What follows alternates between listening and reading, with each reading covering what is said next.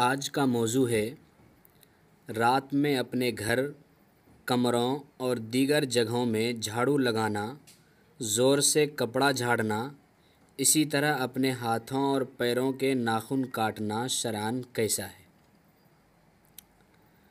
دوستو، کئی لوگوں نے یہ سوال کیا ہے کہ رات میں جھاڑو لگانا اور بال، ناخن وغیرہ کاٹنا کیسا ہے؟ کیا ان امور کو انجام دینے میں شرعاً کوئی قباحت ہے یا نہیں؟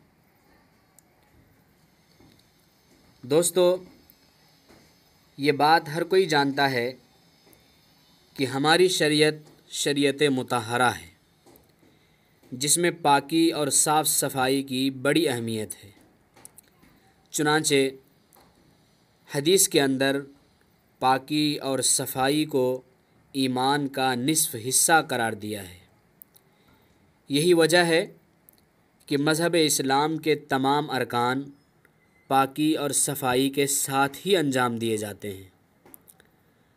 اب جھاڑو لگانے، بال، ناخن وغیرہ کاٹنے کا تعلق بھی صفائی ستھرائی سے ہے، اس لیے اس کی جب بھی ضرورت پیش آ جائے، خواہ رات کی تاریکی میں ہو یا دن کے اجالے میں، صفائی ستھرائی شریعت مطہرہ میں ہر وقت مطلوب و محمود ہے۔